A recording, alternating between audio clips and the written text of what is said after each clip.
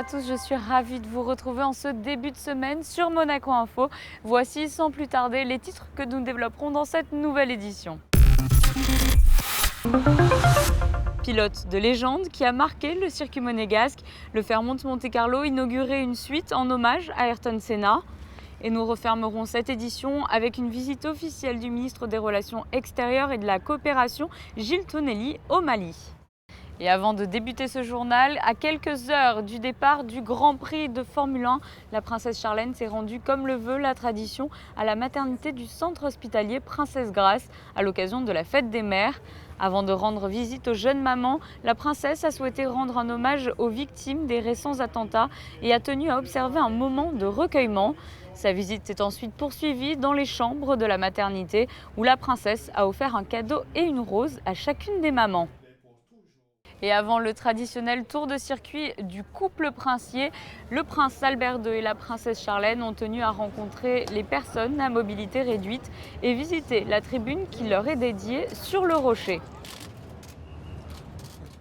En marge du Grand Prix de Formule 1 de Monaco, un hommage a été rendu à Ayrton Senna. Le pilote de légende s'était illustré à de nombreuses reprises sur le circuit monégasque. Le reportage est signé Patricia Navarro. Elle est la nièce du mythique pilote de Formule 1 Ayrton Senna. Bianca Senna et le prince Albert II ont dévoilé une plaque commémorative sur la façade du Fairmont Monte-Carlo. Cet hôtel, qui est en plein cœur du circuit de Formule 1 monégasque, a décidé depuis quelques années de mettre à l'honneur de grands pilotes à l'occasion de chaque Grand Prix. Un hommage qui coïncide en 2017 avec la toute première victoire à Monaco d'Ayrton Senna. C'était en 1987.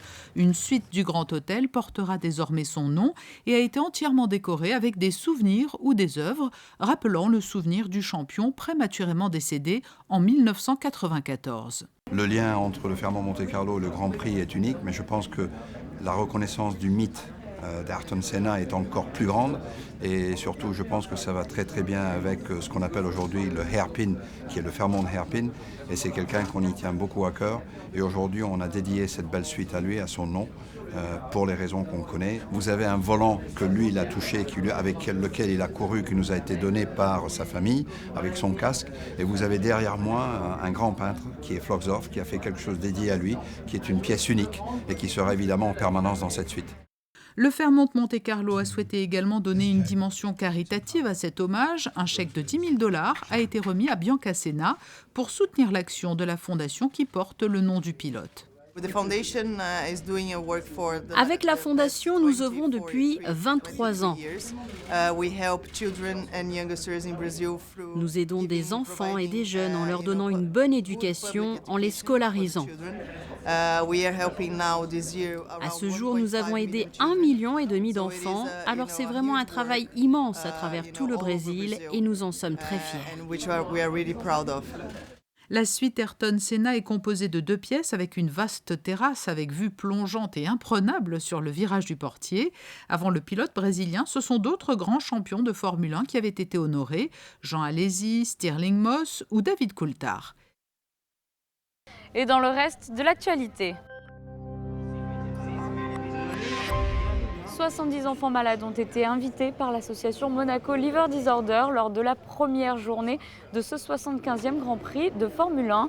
Ces jeunes âgés de 10 à 21 ans sont venus de Paris, Marseille ou encore Nice. Ils ont pu assister aux premiers essais depuis 2 terrasses mises à leur disposition pour l'occasion sur le port Hercule. Autre sujet d'actualité, la Fondation Prince Albert II de Monaco a organisé la projection du nouveau documentaire d'Al Gore, An Inconvenient Sequel, Truth to Power. Ce long métrage est la suite du documentaire écologiste de l'ancien vice-président américain et prix Nobel de la paix, An Inconvenient Truth, qui avait rencontré un franc succès. Avec cette suite, Al Gore poursuit son combat autour du monde pour former une armée de défenseurs du climat. La sortie en salle est prévue en France le 1er novembre 2017. Le mois dernier, une délégation monégasque conduite par le ministre des Relations extérieures et de la coopération, Gilles Tonelli, s'est rendue au Mali. Retour sur cette visite avec Christine Datomel. Une visite qui fait suite à la coopération bilatérale qui a été initiée en 2006 entre la République du Mali et la Principauté de Monaco et qui a été renforcée en 2011 par la signature d'un accord cadre de coopération. Lors de ce déplacement, le ministre des Relations extérieures et de la coopération, Gilles Tonelli, a pu rencontrer les hautes autorités maliennes et les partenaires de la coopération monégasque pour échanger avec eux sur les différents partenariats qui les lient dans les domaines de la santé, de l'éducation et de l'insertion socio-économique des populations les plus vulnérables. Au Mali, c'est le 3e pays de coopération de la Principauté, donc c'est un pays important pour la Principauté. Il y a plusieurs types de projets. D'abord, les domaines dans lesquels on intervient sont toujours les mêmes. C'est d'une part la santé, d'autre part l'éducation et l'insertion des enfants, et de troisième part les questions de l'insertion des femmes dans la société. Ce qui est fait là-bas, c'est fait d'une part avec les autorités maliennes, ministère de la Santé, ministère de la Justice, d'autre part avec les organisations de la société civile malienne.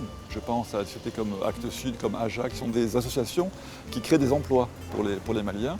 Après, les sociétés civiles qu'on va qualifier d'européennes, par exemple le SAMU social, Handicap International. Enfin, les organisations internationales, je pense à la FAO, l'agriculture, je pense au PAM, le Programme alimentaire mondial, et aussi des instances très utiles pour Monaco. Les fondations importantes comme la Fondation Mérieux et l'Institut Pasteur, voilà, c'est les 5 domaines dans lesquels on intervient. Au cours de ce déplacement, plusieurs accords de partenariat ont été signés par Gilles Tonelli.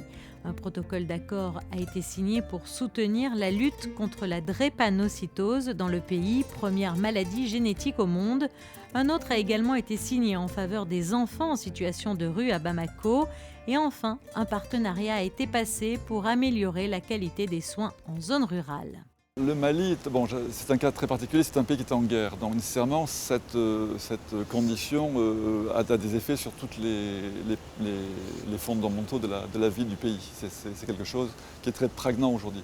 Après, ce qui saute aux yeux, c'est bien évidemment, dans la mesure où on y va pour voir les actions que la Principauté mène, c'est l'état dans lequel se trouve la population de ces pays, qui n'est pas du tout satisfaisante et donc dont on voit qu'on a besoin d'apporter quelque chose et d'être utile. Pas tant pour leur donner à manger, ce n'est pas l'objectif, mais surtout pour les aider à s'en sortir, pour les aider à avoir des emplois, pour les aider à améliorer leur situation. C'est vraiment ça l'action de notre coopération internationale. Lors de ce déplacement, Gilles Tonelli a également participé à la cérémonie officielle de pose de la première pierre de l'unité de cathétérisme cardiaque au sein de l'hôpital mère-enfant de Bamako en présence de l'association monégasque CHER, porteur du projet. Une visite qui aura une fois de plus permis de renforcer les relations d'amitié et de coopération qui unissent les deux États. Et avant de refermer ce journal, je vous propose un tour d'horizon de la météo de ces prochains jours. Mardi, le soleil sera toujours au rendez-vous. Les températures seront estivales avec 23 degrés le matin et 26 degrés dans l'après-midi. Mercredi, soleil légèrement plus voilé, sans toutefois de détérioration du temps. Jeudi, soleil intermittent, apparition provisoire de nuages menaçants en cours de journée. Vendredi, soleil voilé, température stationnaire de début d'été. Samedi, temps ensoleillé, il fera entre 22 et 26 degrés. Et finalement dimanche, journée très clémente. C'est la fin de ce journal. Merci de nous avoir suivis. N'oubliez pas que vous pourrez retrouver toute l'actualité de notre chaîne sur nos pages Twitter, Facebook et Instagram. Je vous dis quant à moi à très bientôt sur Monaco Info.